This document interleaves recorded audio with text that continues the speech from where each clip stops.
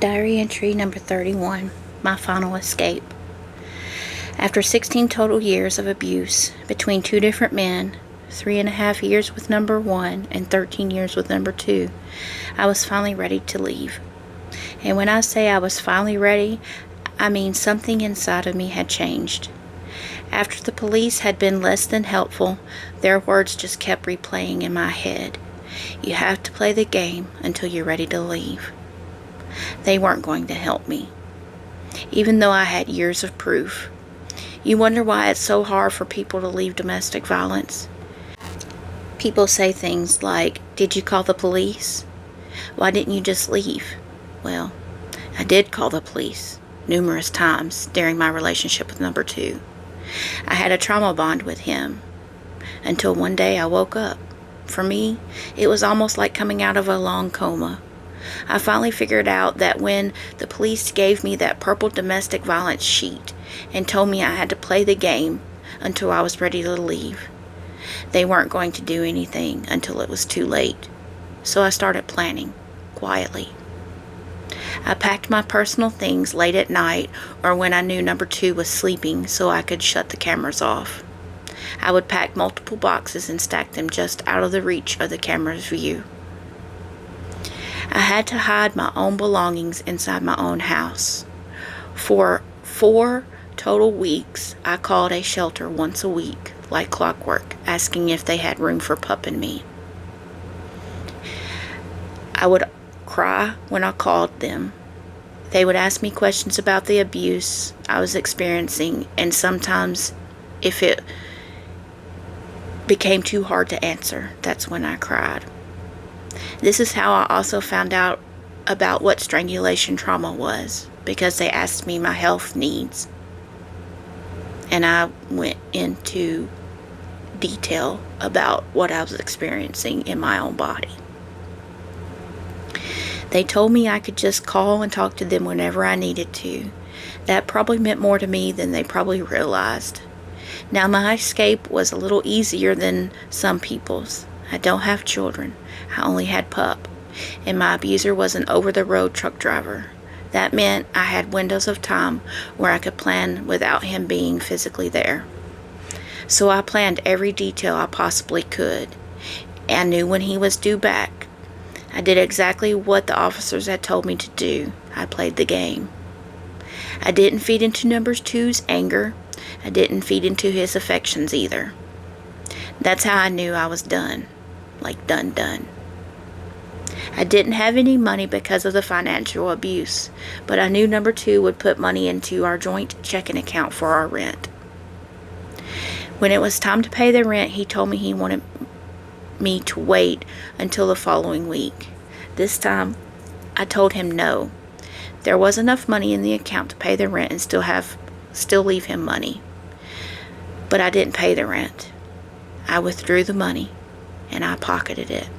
I knew I needed it for Pup and I's escape. And that's why it was so important for me to tell him I was paying rent. It was a checking account. It wasn't stealing his money. I was taking money that was available to me so that I could get myself and Pup somewhere safe. I'm not a liar, so doing that hurt me to my core. I had to keep giving myself little pep talks here and there. I kept having to remind myself, I need this to take care of Pup and me. The following week, number two had made even less money, so I'm glad I took the money out the previous week, or I would have had none. And I talked about everything with my best friend.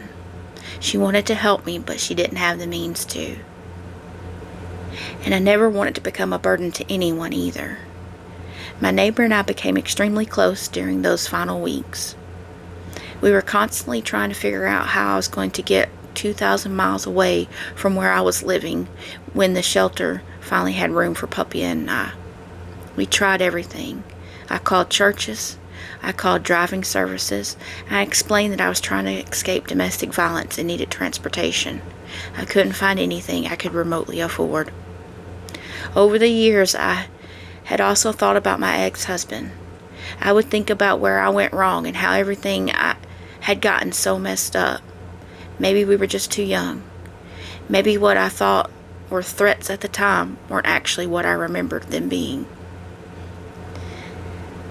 Maybe the letters that I saw were actually just made up stuff to manipulate me.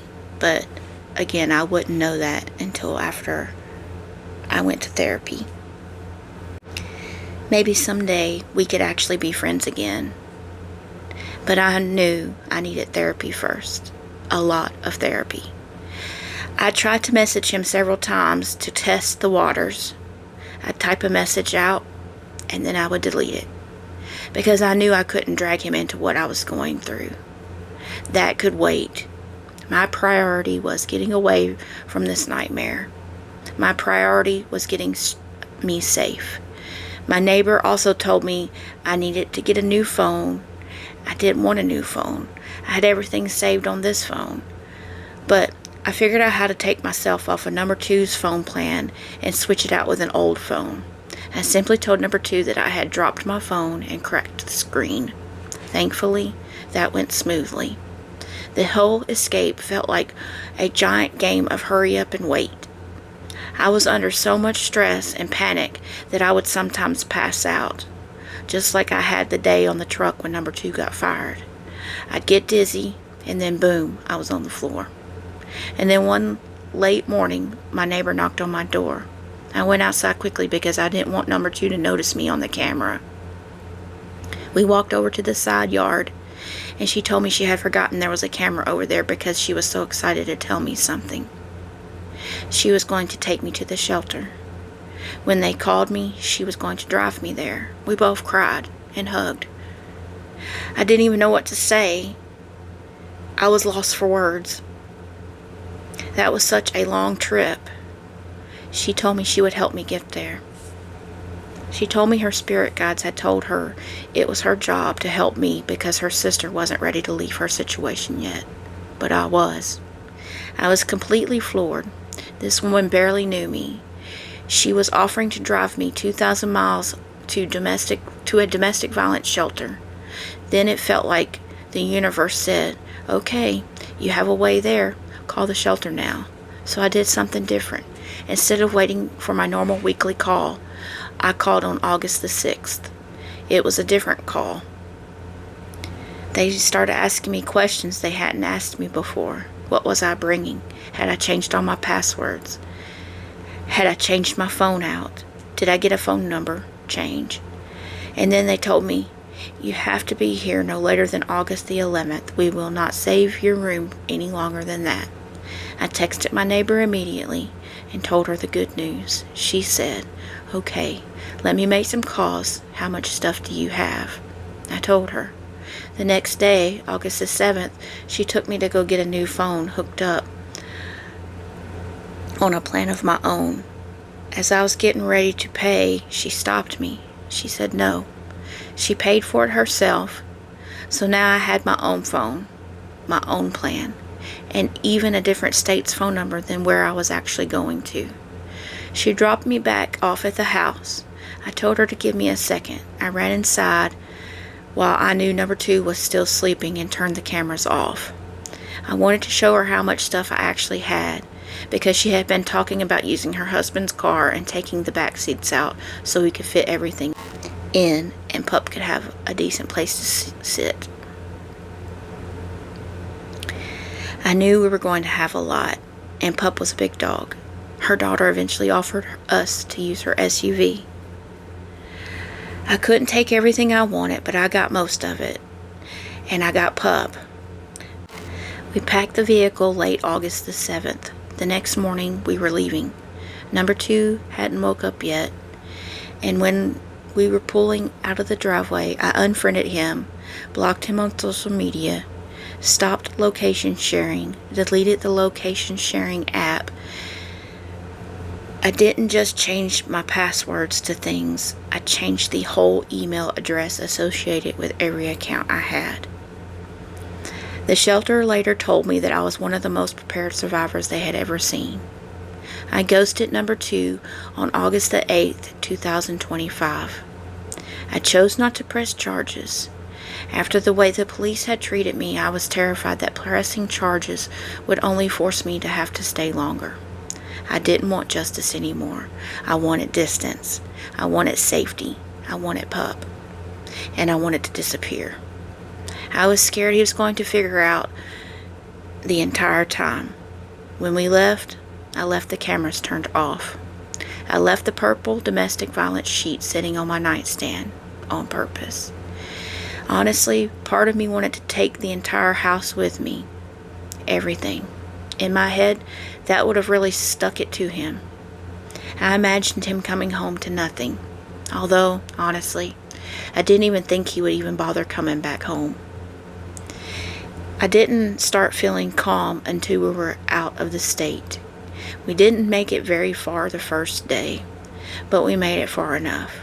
And then there was another challenge. Pup, my big anxiety-ridden Pup, had basically only known number 2 in me. My neighbor had never been around a big dog before, and she was understandably nervous. We let them meet each other for about 5 minutes before we packed everyone into the vehicle. We made sure we had treats because treats always helped Pup.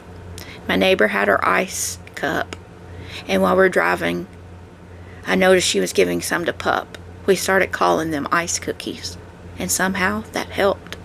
Pup was calm when treats were involved. He was still nervous whenever my neighbor got in or out of the vehicle, but it wasn't his fault. He had been abused too. He was scared too. And I was a good pet owner. I had a muzzle with me just in case. And by the end of day 2 of our trip, something beautiful had happened. They had become best friends. Pup was even sleeping on her bed, and my heart was happy. We actually had arrived a day early, so I called the shelter so my neighbor could get back on the road. Then they told me that I could check in August the 10th. That's where this part of my story ends. 1 year ago today, August the 8th, 2025, I left. I chose myself. I chose Pup. I chose safety. And today, August the 8th, 2026, I am 1 year abuse-free. 1 year. After 16 years of abuse, 3.5 of it with number 1, and 13 years with number 2, I am still here. My podcast isn't ending with my story, because surviving was only the beginning. We are going to talk about the long-term effects of domestic violence and trauma. We are going to talk about the nervous system. We are going to talk about healing. I'm going to get candid about the things I've learned along the way, things I still struggle with, and the things I never thought I would survive long enough to see. And if you're listening to this, you're still in it, I want you to know something. Leaving doesn't always happen in one dramatic moment. Sometimes it happens quietly, box by box, password by password, phone call by phone call, until one day you're driving away and you realize you've made it. I'm a soft-spoken survivor, and this is the Nervous System Diaries.